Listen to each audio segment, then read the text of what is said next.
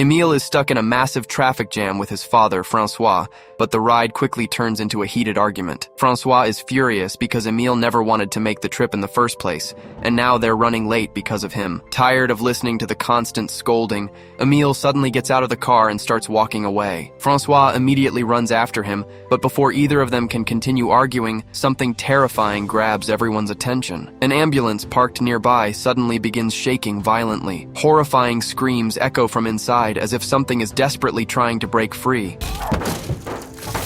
Within seconds, the windows explode outward, sending glass flying everywhere. Realizing the danger, Francois quickly pulls Emile into cover. Moments later, the ambulance doors burst open, and a horrifying creature that is half human and half bird leaps onto the roof of a nearby car. Armed security officers rush toward the mutant, trying to capture it before anyone gets hurt. The creature fights back with incredible strength, screaming so loudly that everyone nearby freezes in fear. One by one, the officers are thrown aside as if they weigh nothing. Before anyone can stop it, the mutant escapes into the distance, leaving the entire highway in complete chaos. Sometime later, Emile and Francois arrive at a hospital to visit Emile's mother, Lana. She is suffering from the same mysterious condition that has shocked the entire country. For the past 2 years, ordinary people have been transforming into animal-like creatures without warning. As the mutation spreads, many of them become violent and impossible to control. The government has created specialized facilities where these mutants are kept under heavy sedation,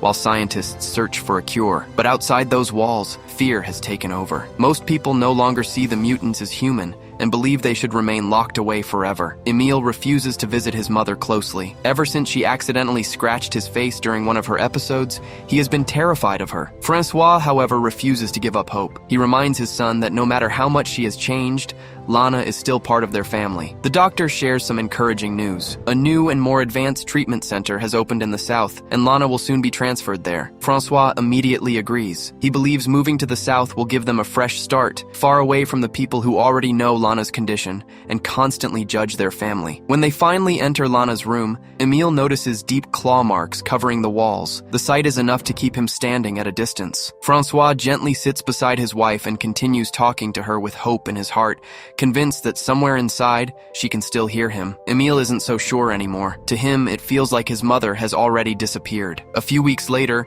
Emile, Francois, and their dog settle into a quiet house beside a dense forest. Life slowly begins to return to normal, and Emile starts attending a new school. During his introduction, a curious classmate named Nina keeps asking questions about his family. Wanting to avoid the truth, Emile lies and says his mother has passed away. When someone notices the scar on his face, he casually claims it was caused by a lightning strike. That very night, a powerful storm crashes over the town. Thunder shakes the house, lightning flashes across the sky, and the electricity suddenly goes out. Awakened by the violent weather, Emile walks toward the window. As another flash lights up the darkness, he freezes. A strange creature is standing outside, silently staring into the house. Before he can even react, the lights suddenly come back on, and the mysterious figure vanishes without a trace. The following morning, an emergency call sends everyone rushing to a nearby lake. Police officers and firefighters have sealed off the entire area after a terrible accident. During the storm, an ambulance lost control, crashed into the lake, and sank beneath the water. As rescue teams recover bodies from the wreckage, Francois's face turns pale with fear. This isn't just any ambulance, it was transporting the mutants to the new treatment center, including Lana. Several mutants have already been found dead, while many others escaped into the surrounding forest. Desperate to find his wife,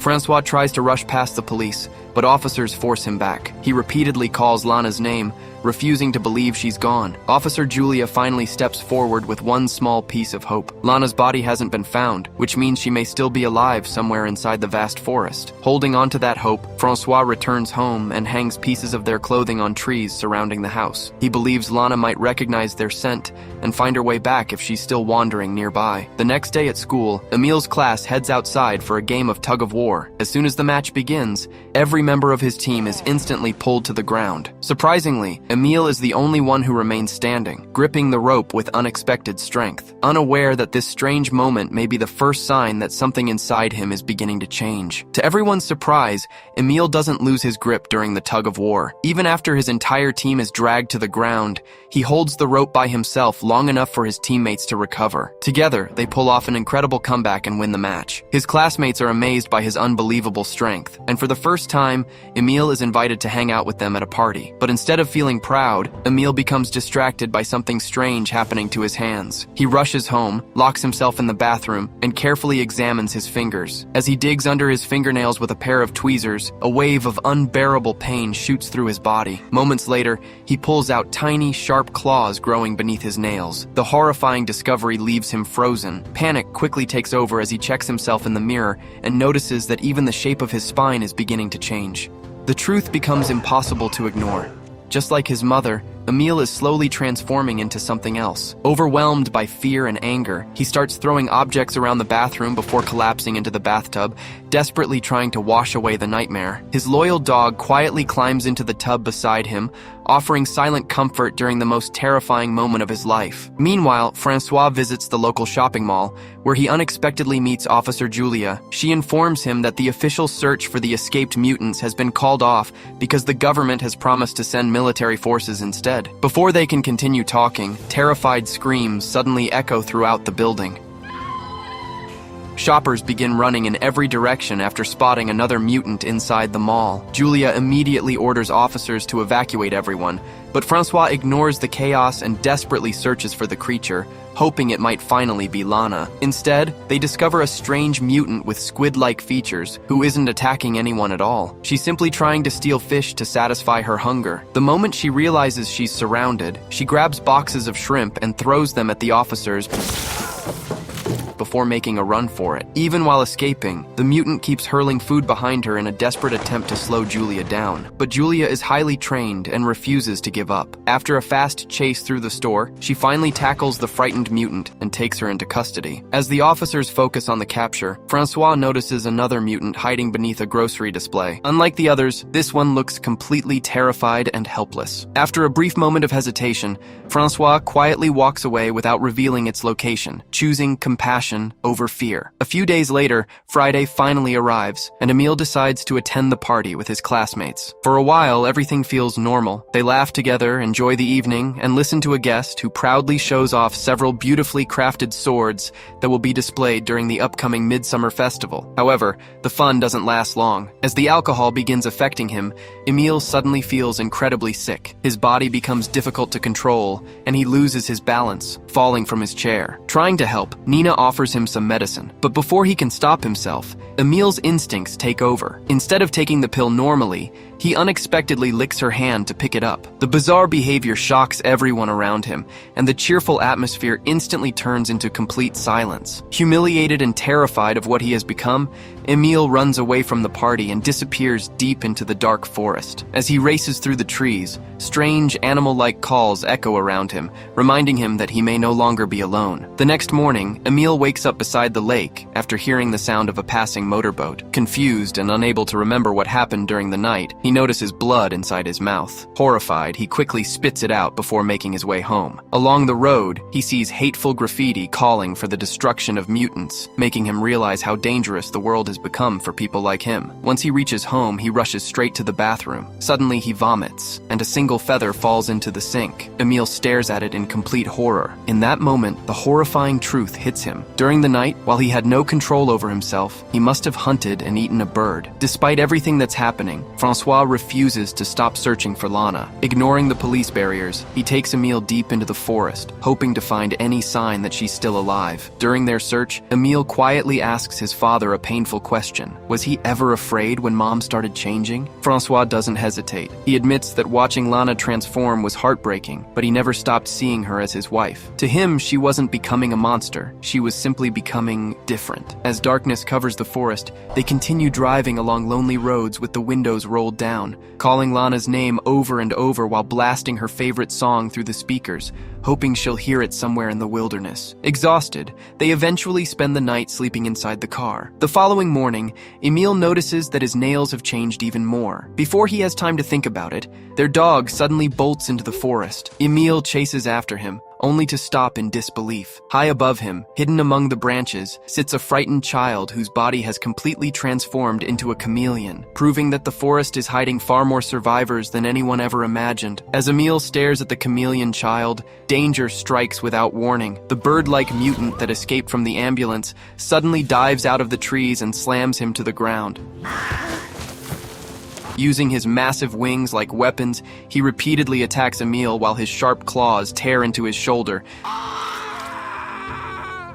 leaving a deep, bleeding wound. Emil screams in agony as the creature prepares to strike again, but then something unexpected happens. The Birdman looks directly into Emil's eyes and suddenly stops. Almost instantly, he realizes Emil is beginning to mutate just like him. Instead of finishing the attack, the mutant hesitates. Hearing his son's desperate cries, Francois rushes through the forest and pulls Emil away while shouting at the Birdman to stay back. The strange creature doesn't chase them. It simply watches as they escape. Back inside the car, Francois insists they go straight to the hospital, but Emil refuses. He knows doctors will immediately discover the changes happening inside his body. Their heated argument distracts Francois so badly that they nearly crash into a horse standing in the middle of the road. He slams on the brakes just in time and realizes they've stopped near a local riding school. The area is already surrounded by police officers. Julia explains that a mutant recently attacked several horses. Seeing an opportunity, Francois quietly asks for medical help without revealing the truth. An army nurse stitches up Emil's shoulder, believing the wound was caused by a dog bite. Later that night, Emil secretly removes part of his stitches. As blood slowly drips from the wound, his animal instincts begin taking control. Without thinking, he leans down and starts licking the blood from his own shoulder, horrifying even himself. A few days later, during science class, Emil notices a feather hanging from Nina's necklace. It looks exactly like the feather he threw up after waking beside the lake. His face instantly fills with panic, and Nina immediately notices his strange reaction. Unable to calm his thoughts, Emil struggles to focus on the lesson. The squeaking of several ferrets inside a nearby cage grows louder and louder in his ears until it becomes unbearable. Finally, he loses control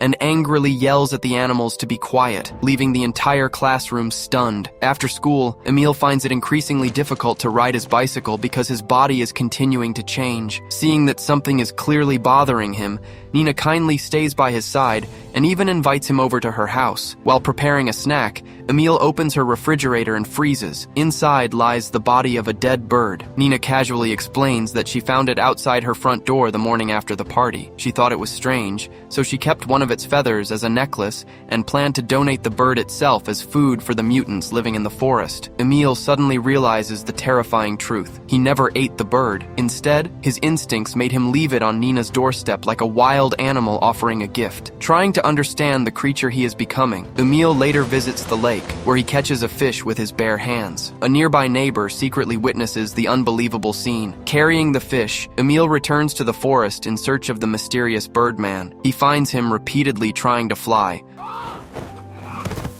only to crash painfully back onto the ground every single time. Emil quietly offers him the fish, and the mutant gratefully accepts it. Since he can no longer remember his real identity, he simply calls himself Fix. Noticing the cuts and bruises covering Fix's body from his failed attempts, Emil suggests practicing over the nearby lake instead, where falling would be much safer. He clears away branches and obstacles from the water, giving Fix a better chance to learn without getting hurt. For the first time, the lonely mutant finally trusts someone. That evening, Emil tries riding his bicycle back home, but his changing body throws off his balance again and again. Eventually, he gives up, abandons the bike deep inside the forest, and decides to tell Francois that someone stole it. Meanwhile, Francois is working at the local bar when he notices the owner selling anti-mutant t-shirts to customers. The hateful display deeply unsettles him, especially knowing his own wife and son are becoming the very people everyone fears. Later, while taking out the trash, Francois hears strange noises coming from behind the building. Before he can react, a mutant suddenly grabs him and knocks him to the ground. Instead of fighting back, Francois realizes the creature is wearing heavy chains and appears frightened rather than violent. He calmly tries to comfort it. At that exact moment, another mutant suddenly sprints away into the darkness. A coworker rushes outside carrying a large oar and forces the chained mutant back. She tearfully admits the truth. The mutant is actually one of her relatives, and she has been secretly hiding them behind the bar to keep them safe from the authorities. Together, she and Francois carefully try to guide the terrified creature back into hiding, but panic takes over. The mutant breaks free and rushes through the front entrance of the bar, sending customers screaming and running in every direction. Convinced that the second mutant he saw escaping could have been Lana, Francois immediately races into the forest. Deep among the trees, he finally finds her. But the woman he loves is almost impossible to recognize. Lana has fully transformed into a massive bear-like creature. She lets out a low, emotional sound as she looks directly at Francois. For one brief moment, it feels as though she still remembers him. Then, without another glance, she quietly turns and disappears into the darkness of the forest once again. The next day at school, Emile is eating lunch when he suddenly feels something loose inside his mouth. A second later, one of his teeth falls onto the table. His classmates stare at him in disgust, so he quickly laughs it off and claims it was only a baby tooth. But deep down, he knows this is another sign that his transformation is accelerating. That afternoon,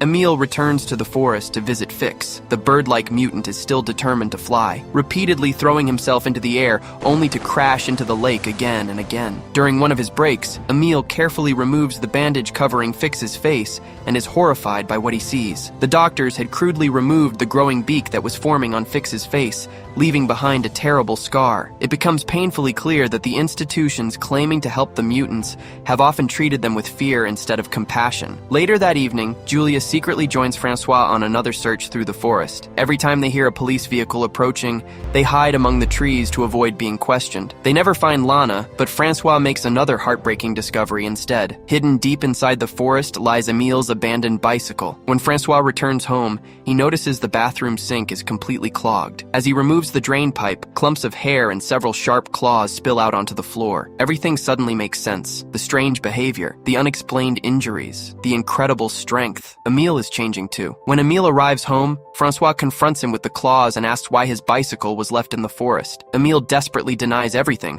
refusing to admit the truth. Heartbroken, Francois locks the house and refuses to let him inside until he stops lying. Instead of confessing, Emile turns and runs. Francois chases after him through the darkness before finally tackling his son to the ground. Instead of yelling, he breaks down in tears, wrapping Emile in a tight embrace. In that emotional moment, it becomes clear that he isn't afraid of what his son is becoming. He's only terrified of losing him. The following morning, life changes completely. Emile now eats directly from his plate because using a fork has become uncomfortable. Francois quietly accepts every change without judgment. He even gives Emile some of Lana's medication to help control his growing animal instincts during school. Checking inside Emile's mouth, Francois notices that his new fangs are still hidden toward the back, making them difficult for others to see. He reminds Emile to trim his claws every day, stuffs cotton into his ears before covering them with his hair to reduce his painfully sensitive hearing, and even teaches him how to use hair removal cream to hide the thick fur beginning to grow across his body. Rather than treating Emile like a monster, Francois simply adapts alongside him. Later that day,